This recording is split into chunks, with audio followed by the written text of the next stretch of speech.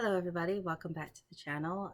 It's cold and snowy here, so I wanted to share a little bit of my holiday haul, some of the Christmas presents that I got. Of course, were physical media. My husband said, why do you want physical media in a digital age? Especially when a lot of the things I drive him crazy because I'll watch them on some of the free live streams with commercials, and he says, I just got you this on video. Why are you watching it on TV? So wanted to do a little show and tell and share. Generally, what I put in my wish list, I tend to get. Which is kind of exciting. I also got some sewing supplies for folks that were following some of my crafts and DIYs and other videos that I've done on the channel. I needed a couple tailor things that I got. So useful things for Christmas, but then also things that were completely superfluous. My husband is a Funko collector, and I saw this one and I thought it was really exciting, and he said, I don't know who this person is. And I was like, it's Paul Newman in Slapshot? Like, what, are you kidding me? I mean, this is just the culmination of everything for me. You know, a little toy, little hockey playing Paul Newman. So this is going to go on my shelf here with my little Bride Frankenstein at some point. I don't really have a place to set everything because I've got piles on either side of me that I haven't gotten to. Aha.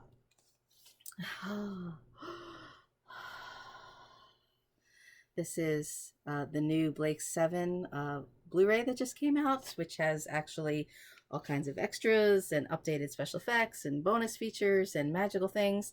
I love Blake 7. It is my most favorite show ever, which strangely I've never really written about it. There's other things here that I've written that I will also link, or podcasts, other information, reviews that I've done.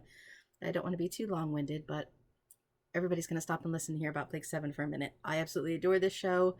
I think it's one of the greatest shows ever made. I think everybody should watch it. And of course, obviously, for a long time, it was very obscure. I had to rely on the VHS tapes that we had taped off PBS, and we could only watch the show, every 10 years. We had to let it sink in and steep. I think it has the most memorable ending of a show ever. Maybe Quantum Leap, unfortunately, comes close. And maybe it'll take them a long time to get through the show. It was only 4 seasons, but I don't know how often these collections will come out, but for the longest time the show really wasn't available with a North American release either. Now it's available on BritBox. I highly recommend everyone give Blake 7 a chance. It has some really hokey special effects. That's expected. One character, more than one character, several characters are just blinking lights with voiceovers, but it's a real character study, and there's some parts of it that I feel are really kind of timely and really kind of shrewd right now. And I love the dialogue and the scripts, the way it's done. Are there some episodes that, yes, are kind of hokey, silly, stupid? Sure. But I really think there's some really provocative science fiction here. What genre should do correctly as Mirror to Nature. I still think the show is excellent. I never get tired of watching it, which does drive my husband insane. Sometimes he says, this show's on, you're watching it again? I said, yes, I'm watching it again. Yes, there was a time where I had to rely on the choppy VHS. Now leave me alone, let me watch it in my HD. Now I can watch it with fancy restored special effects, which I have to be honest, I'm probably not going to watch that very often. I'll probably stick with the old ones, but just to see what the special effects look like new, what it looks like revitalized on Blu-ray, we'll give it a whirl. I'm more interested in all the behind the scenes features. I also got this. It's the the Roy Orbison anthology. This is actually a documentary of everyone talking about the late great Roy Orbison. I had this in my queue for a while. I think I had originally gotten this maybe on a Netflix DVD, or it might have originally been maybe like a PBS sort of telethon kind of special episode or something.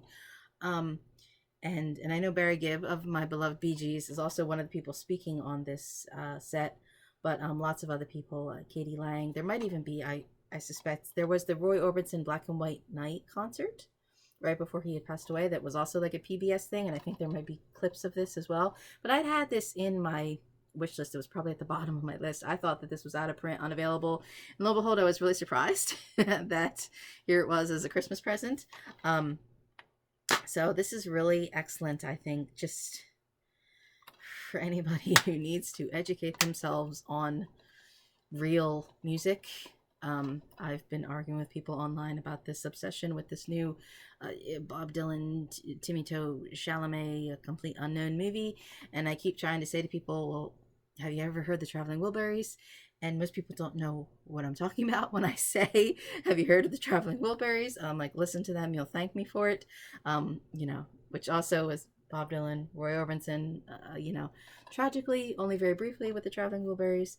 Um, but and I actually feel like I did do a review for this. I think I've written some things about Roy Orbison on my blog.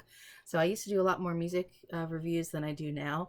Um, but anybody who's interested, unfortunately, fascinating kind of tragic life story and excellent music to go along with it. So however you find your way to getting to Roy Orbison, maybe start out with his album Mystery Girl is very excellent. I had one cat leave and another cat arrive. Okay. And yeah, I definitely recommend Roy Orbison. I also definitely recommend Montgomery Clift. That's my big number one top shelf up here is my Montgomery Clift movies. Hi. Hi. The cat doesn't care if it's Montgomery Clift. Montgomery Clift only made 17 movies, and my standing recommendation is watch whatever Montgomery Clift movies you can find.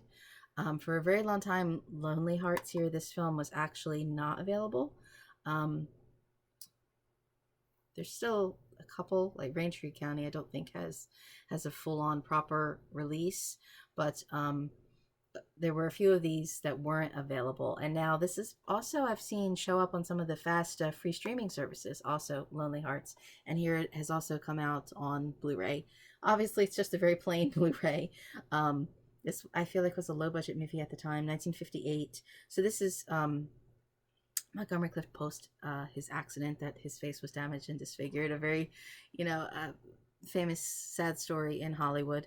And this is just a really cute movie where he is some kind of reporter sort of at the newspaper. And basically he's kind of like the Dear Anne or Landers or Dear Abby, where he's answering people's newspaper sort of write-ins in this column. And he's supposed to have like little canned kind of happy like answers, but he actually starts reading what people are writing, their sad stories, and actually answering them faithfully. So it's a charming little movie. And I mean, in the grand scheme of things, is it From Here to Eternity and A Place in the Sun? No, but it's just a sweet movie, and Montgomery Clift is still very good in it. Excellent. And again, the difference between The Heiress, where he's just this beautiful matinee person, to where this is him older, rougher, and it's a charming movie. There are parts of it that are kind of sad, obviously, but it's a very sweet movie that didn't deserve to be so obscure for such a long time. So I think now, which my shelf is full because I have lots of different VHS, DVD, Criterion, kind of multiple Montgomery Clift collection things. So I think Raintree County may now be the only one that I don't have on DVD. I've got a bad VHS. So I highly recommend Montgomery Clift. And I always say these videos are going to be short, that I'm not going to spend all my time reviewing every single thing, but I did write about this also on my blog, so I will link to some of the things that I've written in detail. I got a new Crimson Peak edition, and I got the new Caligula, which, again, my husband poo-pooing, why do I want physical media? And then he, in the back of his mind later, he also says, didn't I already get you that movie? And I'm like, yes, but these are different. This is the 4K new release of Crimson Peak. It's got different Blu-ray special editions and features and a whole big block here of details. I absolutely adore Crimson Peak. I do have another edition of it over there, and I did write about this several times. I think I also spoke on video at length about this one. I love this movie. It reminds me of a lot of the Bava Gothic kind of Hammer kind of throwbacks, and I'm glad that this kind of every so many years this kind of Gothic horror romantic period piece kind of movie comes back. Maybe it should just stay back. Maybe we should just be making good movies like this all the time. Guillermo del Toro, I think this is better than The Shape of Water. Sorry, not sorry. How did that win all the awards? And everybody missed this one. The costumes. I should actually also I think I may have shown it previously on a video. The giant art book that came along with this movie was also excellent, excellent. I love this movie. Um, okay, I won't go on. I won't go on. I've already gone on about this movie enough, but yes, I do highly recommend this one. This is another one. I want to deep dive into all the extra features and the bonuses with this. Okay, and Caligula. At one point, I worked at Suncoast Motion Picture Company. Boy, I would have been in trouble when he answered the phone. Thank you for calling Suncoast Motion Picture Company. Today we have Fantastic Four: Rise of the Silver Surfer on widescreen and full screen. You know, you had to have your whole spiel. I never understood that when people would come in and they would want the full screen edition of a movie, and it's just like, no. And there would be kids that would come in and would want to see the adult section in the video store. Yes, we had an adult section in the video store. When I first started working there, there actually was a small section that was VHS that was eventually phased out, but we did have a section on the back wall that was adult films. Most of it was like the Playboy Centerfold specials, or a lot of Girls Gone Wild kind of stuff. And of course, we had to be versed on what material was coming up. Hey, there's a new Girls Gone Wild 77, spring break, Key West, I don't know, kind of video. We had to be versed on that kind of copy. And there would be people who would come in and they would know what new editions were coming out. And we had to deter kids away from it. They would come in with their ID and say, I'm 18, take me to the adult section. And I would always say to folks, look, if you want to see a real hardcore movie, not, a chick, sudsing up with a motorcycle, go over to the international foreign section, and I would send them to Caligula. And I would say, you've never seen a movie like this before. You'll never forget it. Even if you want to forget it, you will never be able to forget scenes in this movie. Trying to explain that, this is a serious movie with Helen Mirren and Roddy McDowall, and then pornography was inserted into it, and it's wild. So I have the previous, it's the Imperial edition. Is back here somewhere. And this, of course, is now the new Ultimate Cut edition. It had screened at some festivals, and then here they released it on video. So this is supposed to be the version that the pornography scenes are taken out of, and all the other deleted footage, which is still also saucy apparently, is put back into it. So it will probably take me a long time to get through a study of comparing and contrasting both of them at the same time, because it's kind of Caligula has to be seen to be believed. Let's be honest. And I can't imagine trying to pause and back and forth and skip around with my husband there in the room going, wait a minute, what was that I just saw? Yeah, you have to make sure that the family's put to bed when you want to get into Caligula. But it's just a fascinating case of great performances. There's great story. There's real gravitas, and the way behind the scenes, chopped up a film, and here now the way something has been restored and revitalized. This is why I think physical media is still important and necessary, that we can have things like this, that we can have archive of restoration and story and behind the scenes of how these films came to be and why, or in their infamy. So this also has different footage from the can with the teasers and trailers and additional commentary and features in addition to all the other restorations and bonus footage. So this will be really exciting. But again, you have to be in the mood. Here the post-holiday spirits, the dumpster fire that is already 2025. I'm not sure I'm in the right mental capacity to kind of immerse myself into Caligula yet. Maybe if we get into full-on anarchy and debauchery, who knows? Totally opposite end of the spectrum. We're no angels. I have a long time ago, this may have been one of the first reviews that I had done on my blog. This is a charming little Christmas movie. The costumes in this are also delicious. The costumes are actually designed by Vincent Price's wife, and Joan Bennett from Dark Shadows. She is in this film. This is a really charming film. There had been a remake with Sean Penn, Robert De Niro, Demi Moore, actually many moons ago now in the 90s, I think. But these are three convicts who escape And instead of robbing the family at the local general store, it's one of the general stores where they kind of have the store in the front and they live in the back. Um, Initially they're going to rob them, but then they decide to sort of stay and help the family. Very adorable, very charming.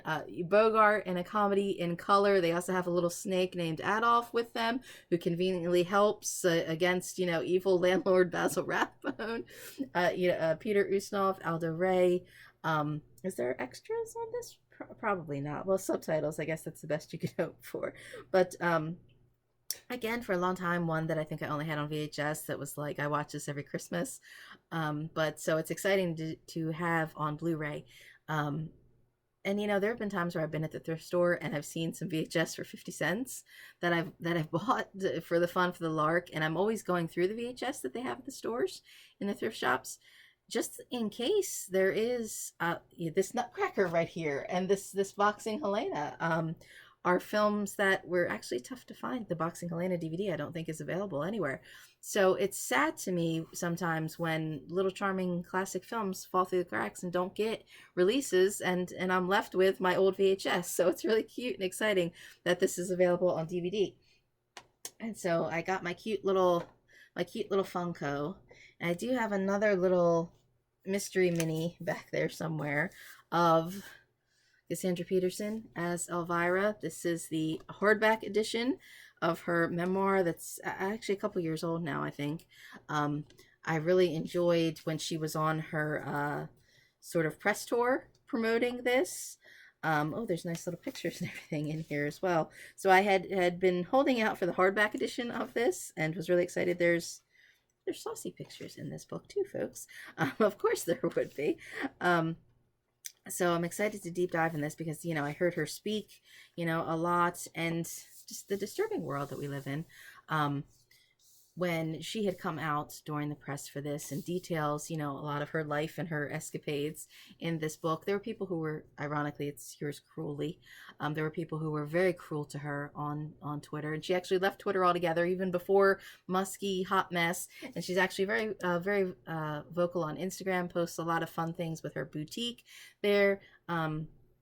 So I've always beloved of Cassandra Peterson. I loved, all the getting to see the schlock back in the day, some of the some of the old horror movies when she had the movie Macabre, waiting for it to come on like late at night on PBS.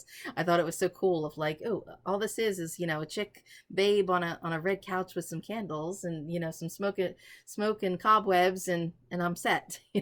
So I really enjoy Elvira. And, I'm glad that she's, had, new success here, that she owned all the rights to her materials. And I do love, I have written about her movie specifically, the Mistress of the Dark and the Elvira's Haunted Hills pictures. So a movie-based, horror-based book that I'm excited to get into some of the other saucy things, because I know there were some juicy excerpts that I had of this. So now I have the nice hardback edition. The people that I enjoy and admire and support, I'm more than happy to, get some of their materials and appreciate them and add to my collection. So I've been chatting a little bit of a long time. I hope that, you had a nice holiday season. I know 2025 has been kind of already scary, already a bit of a dumpster fire. Who knows what the world will bring. I haven't been writing as much. I've been doing a lot more podcasting. I have other guest appearances coming up. And I have noisy equipment here down in my little bower. So it's tough to focus on writing, and even just watching movies that I enjoy, when there's, real world scary things happening. I mean, what does movies mean in the grand scheme of things, and other times I just want to zone out on all the same beloved TV shows over and over again. So it's been tough to critically write things like I used to. And who knows? I mean, does anybody read anything? Does anything matter anyway? I really do enjoy being on Blue Sky. I've had a lot of, engagements and listener reaction and comments there. So thank you for that. It has encouraged me to get back into doing some more videos. It's really great when I do get some video requests as well. But sometimes it's tough to be on camera. It's just, every day when something bad happens, it's like, I can't smile on camera today, but then, I get excited excited talking about the things that I love, and I hope that maybe I do encourage folks to maybe see something they haven't seen, or you know, pay attention to an old movie that maybe they forgot or enjoy, and maybe that does help take our mind off of the scary things that are happening when we do find, you know, a good thing, a good movie that we really love and enjoy. So yeah, thank you for some of the engagement, and I'll add all those links and everything below. And I do have more videos and things hopefully happening in the future. So thank you so much for being at the channel. I know there's only a few of you, but thank you for being here. So.